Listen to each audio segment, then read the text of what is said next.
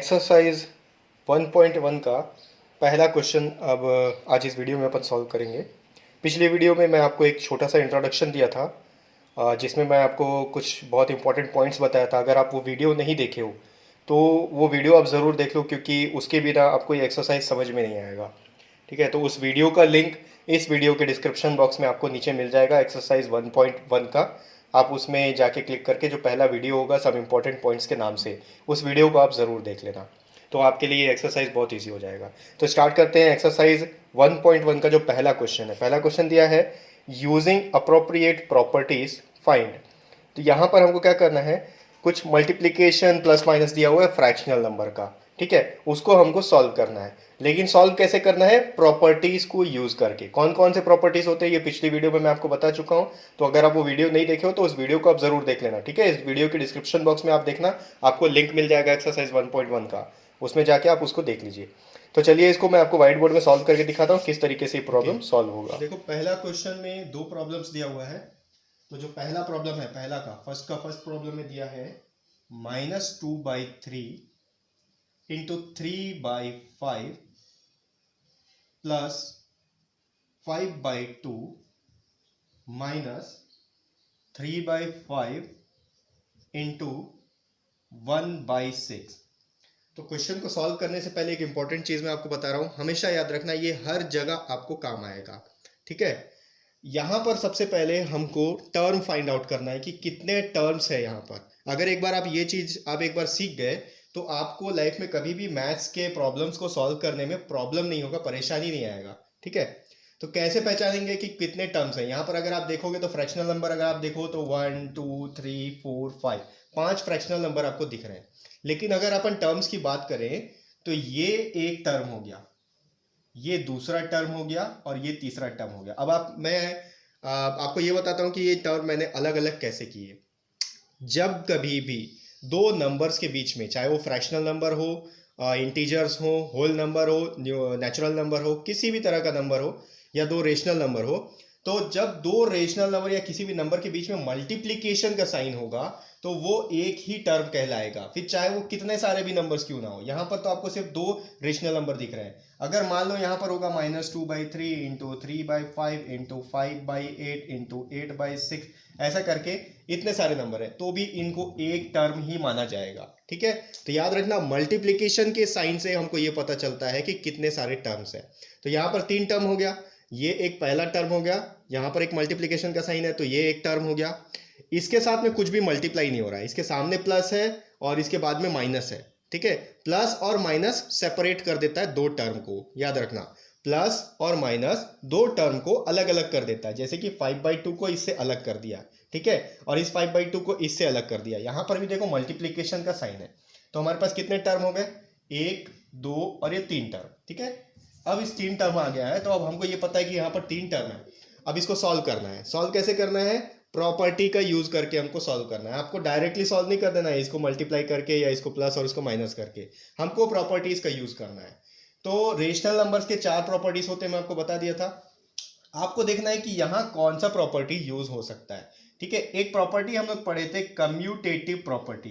तो इस commutative property में क्या होता था, a plus b is equals to b plus a, यानी कि अगर इनका ऑर्डर भी आप चेंज कर दोगे तो आंसर सेम आएगा। आप ऑर्डर चेंज कर सकते हो। ठीक है, तो अभी यहां पर देखो ऑर्डर कैसे चेंज होगा, हमको कैसे पता चलेगा कि ऑर्डर चेंज किस किस का करना है, किन दो टर्म्स को एक साथ लेकर आना है। यहां पर आप देखो इस टर्म में 3/5 है।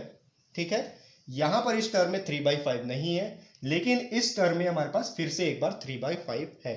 तो हम क्या करेंगे, मैं ब्रैकेट हटा देता हूं ताकि आपको समझने में ज्यादा प्रॉब्लम ना हो।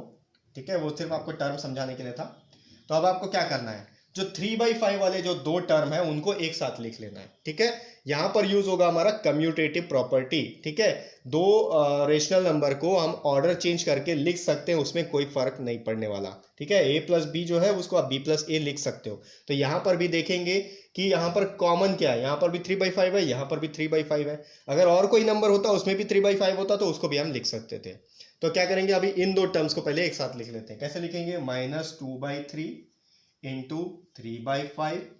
अब इसको लेके आएंगे, अब इसके साथ में तो माइनस है। ठीक है, यहां लिखेंगे -3/5 इंटू 1/6। अब देखो कंफ्यूज मत होना, ये एक टर्म है और ये दूसरा टर्म है, ठीक है। इन दोनों के बीच में मल्टीप्लिकेशन का साइन है, तो ये एक टर्म है, और इन दोनों के बीच में मल्टीप्लिकेशन का साइन है, तो ये एक टर्म है, ठीक है। ये दो टर्म हो गए। अब बच गया क्या हमारे पास, एक +5/2। अब इसको सॉल्व करते हैं। सॉल्व करने का तरीका क्या है, बहुत इजी तरीका है। इसके पास भी 3/5 है इस टर्म में, और इस टर्म में भी 3/5 है, तो 3/5 को हम बाहर ले लेंगे। अच्छा, यहां पर आपको एक चीज जरूर मेंशन करना है कि हम किस प्रॉपर्टी का यूज कर रहे हैं। हम यहां पर कम्यूटेटिव प्रॉपर्टी का यूज कर रहे हैं, ठीक है। आप जब भी इस तरह का सोल्यूशन बनाओगे तो आपको मेंशन करना पड़ेगा कि आप कौन सा प्रॉपर्टी यूज कर रहे हैं, क्योंकि क्वेश्चन में आपको बोला है कि यूजिंग अप्रोप्रिएट प्रॉपर्टीज, ठीक है। सॉल्व तो करना है लेकिन प्रॉपर्टीज को यूज करके करना है, तो हमको ये बताना पड़ेगा कि हम यहाँ कौन सा प्रॉपर्टी को यूज कर रहे हैं, ठीक है। अब यहाँ 3/5 बाहर निकल जाएगा, तो 3/5 को अपन पहले बाहर लिख लेते हैं। 3/5 आप बाहर तो लिख लोगे, सॉरी, 3/5 को तो आप बाहर तो लिख लोगे। इसके साथ एक चीज और देखो, इस टर्म में भी माइनस है इस टर्म में भी माइनस साइन है, तो माइनस साइन को भी हम कॉमन ले लेते हैं, ठीक है। कॉमन क्या होता है, जो दोनों में हो, ठीक है। यहां पर भी है और यहां पर भी है, तो यहां भी 3/5 है, यहां भी 3/5 है, 3/5 बाहर आ गया। यहां भी माइनस है और यहां भी माइनस है, तो माइनस भी बाहर आ गया।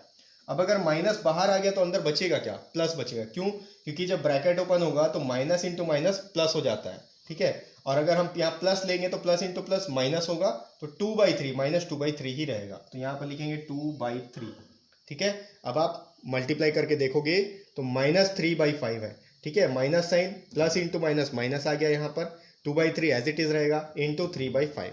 उसके बाद ये 3/5 तो बाहर चले गया, ये माइनस साइन भी बाहर चले गया है, तो यहाँ पर आ जाएगा +1/6 +5/2। अब इसको अगर आपको शॉर्ट में समझना है, ये माइनस साइन 3/5 वाले को, तो याद रखो कभी भी अगर माइनस साइन बाहर कॉमन लेते हैं तो अंदर का जितना भी ब्रैकेट के अंदर के जितना भी टर्म बचेगा उसका साइन चेंज हो जाएगा, बस इतना याद रखना। यहां से अगर माइनस बाहर ले रहे हैं तो ये माइनस प्लस हो गया, ये माइनस भी प्लस हो गया, ठीक है। अब यहां पर कौन सा प्रॉपर्टी यूज हो रहा है, आपको एक और प्रॉपर्टी अगर याद होगा तो मैं इंट्रोडक्शन पार्ट में बताया था, एक प्रॉपर्टी है A into B plus C is equal to AB plus AC, ठीक है। अगर इस फॉर्म में कोई भी रैशनल नंबर लिखा हुआ है तो उसको आप इस फॉर्म में कन्वर्ट कर सकते हो, ठीक है। तो ये कौन सा प्रॉपर्टी था, ये था डिस्ट्रीब्यूटिव प्रॉपर्टी, ठीक है। ये यहां पर कैसे अप्लाई हो रहा है,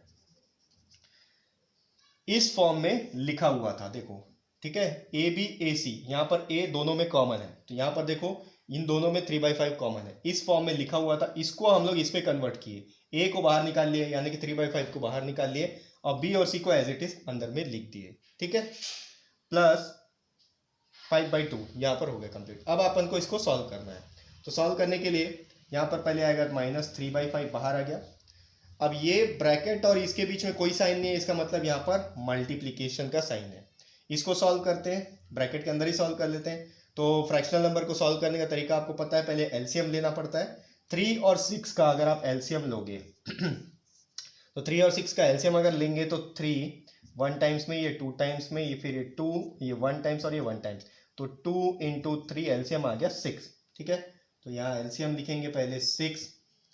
अब 3 के टेबल में 6 जो है कितने टाइम्स में आता है, 2 टाइम्स में, तो इसके न्यूमरेटर को 2 से मल्टीप्लाई करेंगे, 2 इंटू 2 प्लस 6 के टेबल में 6 1 टाइम में आ जाता है, तो यहाँ पर 1 ही रहेगा, ठीक है। या 1 इंटू 1 आप लिख सकते हो, लेकिन उसका मतलब एक ही है, 1 लिख लोगे तो भी चलेगा, +5/2, ठीक। आगे सॉल्व करते हैं, ये होगा -3/5 इंटू, अब डिनोमिनेटर तो सेम हो गया है दोनों का, यहाँ पर अलग था, यहाँ तो सेम हो गया है, तो 2 2 ज़ा 4, 4 + 1 5, मैं एक ही स्टेप में कर दे रहा हूँ, 4 + 1 अलग नहीं लिखूंगा, देखो 2 2 ज़ा 4 हो गया, 1 1 ज़ा 1 है, 4 + 1 5 हो गया, तो ये हो गया 5/6 +5/2। अब इन दोनों का आपस में मल्टीप्लीकेशन हो रहा है, ठीक है। तो अब देखो मल्टीप्लीकेशन कैसे करते हैं, जब कभी भी दो नंबर का आपस में मल्टीप्लीकेशन होगा, दो रेशनल नंबर का आपस में मल्टीप्लीकेशन हो रहा हो, तो हम यहाँ पर क्या करते हैं, डिवाइड करने की कोशिश करते हैं न्यूमरेटर को डिनोमिनेटर से। अब 5 और ये 5 दोनों एक दूसरे से डिवाइड हो सकता है, 5 के टेबल से, कोई कॉमन टेबल से हम डिवाइड कर लेते हैं। 3 और 6 दोनों 3 के टेबल में आता है, 3 1 ज़ा 3, 3 2 ज़ा 6, क्या बचा यहाँ पर -1/2 +5/2, ठीक है। अब इसके बाद यहां पर देखो हमको दो रेशनल नंबर है, अब दोनों के बीच में एडिशन होगा या सब्सट्रैक्शन, ये कैसे पता चलेगा? उनके साइन से। ये माइनस है और ये प्लस है, माइनस इंटू प्लस माइनस होता है, यानी कि दोनों के बीच में सब्सट्रैक्शन होगा। तो सब्सट्रैक्शन होगा कैसे? पहले उनका एलसीएम लेना पड़ेगा, दोनों का डिनोमिनेटर सेम है तो एज इट इज लिख देंगे, ठीक है।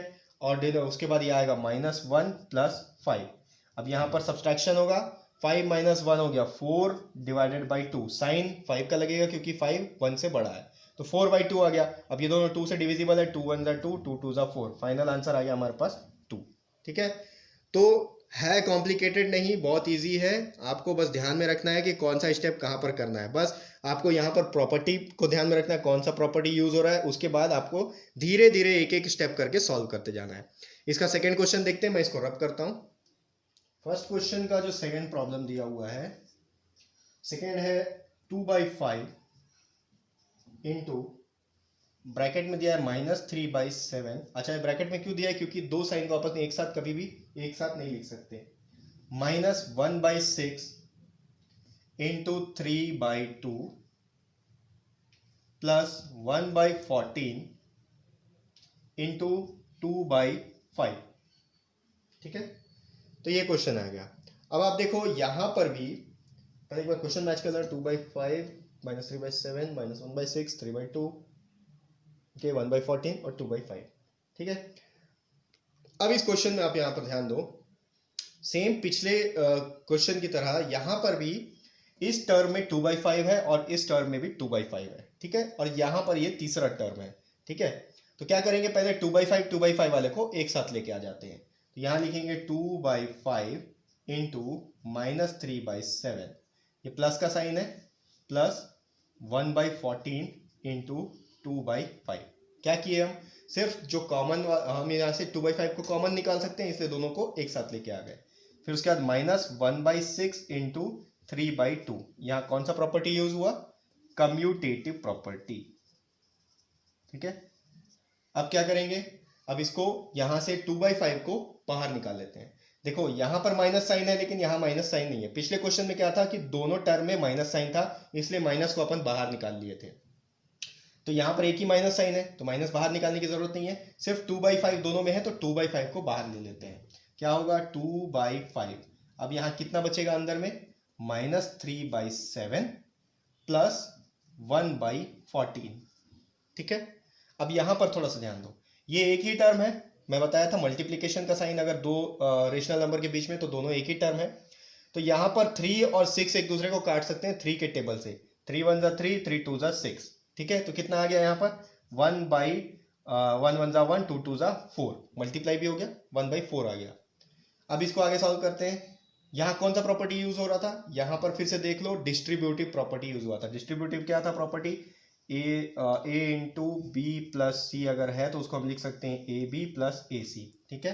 वही किए, ए को बाहर निकाल लिए, बी और सी को अंदर लिख लिए, तो ये आ गया डिस्ट्रीब्यूटिव प्रॉपर्टी, ठीक। अब इसको सॉल्व करते हैं, ये हो गया 2/5 इंटू, ब्रैकेट को ओपन करेंगे तो इंटू बाहर इंटू आ जाएगा।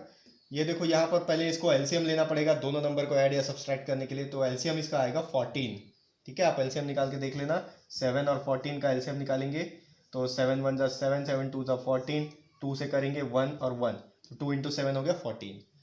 अब डिनोमिनेटर को देखते हैं, कंपेयर करते हैं। 7 के टेबल में 14 2 टाइम्स में आता है, तो इसका न्यूमरेटर को 2 से मल्टीप्लाई करेंगे, 3 इंटू 2 -3 इंटू 2 प्लस 14 के टेबल में 14 एक ही बार में आ जाता है, तो उसको कुछ करने की जरूरत नहीं है, वो एज इट इज लिख देंगे 1, यहाँ 1 है तो 1 ही लिख दिए, -1/4।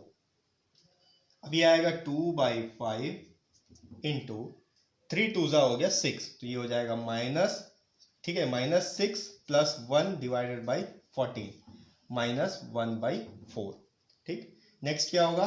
2/5 इंटू, माइनस इंटू प्लस होता है माइनस, तो 6 में से 1 गया, आ गया 5। साइन किसका लगेगा? जो बड़ा है, बड़ा 6 है, 6 का साइन माइनस, तो -5/14 -1/4, ठीक। आगे देखो, अब यहां पर ये 5 और ये 5 आपस में कैंसिल हो सकते हैं। देखो ये जो माइनस का साइन है ये इसके साथ में, ठीक है, ये दोनों साइन एक साथ है, तो दोनों टर्म अलग नहीं हो रहे हैं। यहाँ पर देखो ये दोनों एक ही टर्म है, माइनस साइन इसके साथ है। अगर ये माइनस साइन यहाँ पर होता तो तो भी एक ही साथ होते, ठीक है। ये माइनस साइन यहाँ पर है इसलिए ये दोनों टर्म अलग अलग है, लेकिन दो साइन एक साथ है इसलिए ये एक ही टर्म है, मल्टीप्लीकेशन है करके। तो यहाँ पर क्या होगा, -5, ये -5 कैंसिल हो गया, ये 2 1 जा 2, 2 7 जा 14, कितना बच गया 1 × 1 1 हो गया, लेकिन माइनस का साइन है तो आ गया -1 डिवाइडेड बाई 7, ठीक है। और इसके बाद ये टर्म आ गया -1/4। अब इसको ऐड या सब्सट्रैक्ट करने के लिए पहले एलसीएम लेना पड़ेगा। इसका एलसीएम लेंगे तो 28 आएगा। 7 और 4 का अगर आप एलसीएम लो, 7 से जाएगा 1 टाइम्स में, ये 4 बच गया। 4 को पहले 2 से दे दो 1, ये 2, फिर उसके बाद 2 से दे दो तो ये 1 और ये 1, 2 2 जा 4, 4 7 जा 28 आ गया एलसीएम। 7 के टेबल में 28 4 टाइम्स में आता है, 7 4 जा 28, तो उसके न्यूमरेटर को 4 से मल्टीप्लाई कर देंगे, -1 × 4 माइनस 4 के टेबल में 28 7 टाइम्स में आता है, तो इसके न्यूमरेटर को 7 से मल्टीप्लाई करेंगे, 1 × 7 -4, ठीक है। 1 × 4 4 हो गया माइनस साइन, और ये हो गया -7 डिवाइडेड बाई 28, ठीक। दोनों के बीच, दोनों के पास माइनस का साइन है, एडिशन होगा या subtraction, minus into minus plus होता है तो दोनों के बीच में एडिशन होगा। 7 + 4 हो गया 11 डिवाइडेड बाई 28। अब यहाँ साइन किसका लगेगा, जो बड़ा है, 7 बड़ा है, 7 का साइन माइनस, तो आंसर आ गया -11/28। तो इस तरीके से आपको एक एक स्टेप आप फॉलो करते जाना, एक के बाद एक स्टेप, तो कंफ्यूजन नहीं होगा, इजीली आप सॉल्व कर सकते हो। ये हो गया एक्सरसाइज 1.1 का पहला क्वेश्चन।